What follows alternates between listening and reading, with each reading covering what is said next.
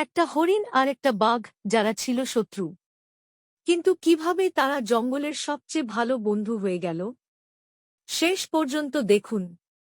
এক ঘন জঙ্গলে একটি বাঘ আর একটি ছোট হরিণ থাকত।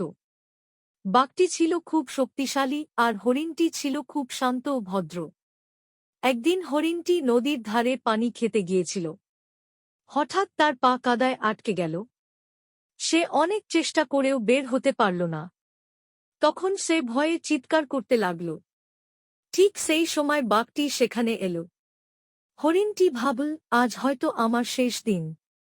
কিন্তু বাঘটি হরিণের ভয় দেখে বলল, ভয় পেও না, আমি তোমাকে সাহায্য করব। বাঘটি নিজের শক্তি দিয়ে হরিণটিকে কাদা থেকে টেনে বের করল।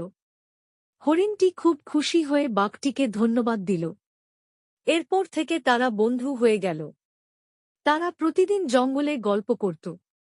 অন্য প্রাণীরা এই বন্ধুত্ব দেখে অবাক হয়ে গেল। একদিন জঙ্গলে কয়েকজন শিকারী এল। তারা বাঘটিকে ধরার জন্য বড় একটি ফাঁদ পেতে রাখল।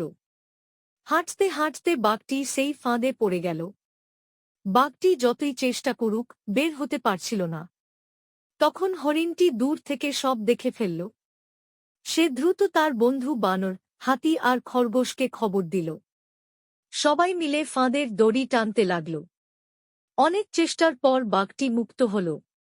বাঘটি বলল, আজ তুমি আমার জীবন বাঁচিয়েছ বন্ধু। হরিণটি হাসতে হাসতে বলল, তুমিও তো একদিন আমার জীবন বাঁচিয়েছিলে।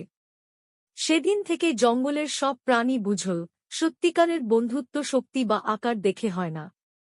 ভালোবাসা আর সাহায্য করার মন থাকলেই বন্ধুত্ব গড়ে ওঠে।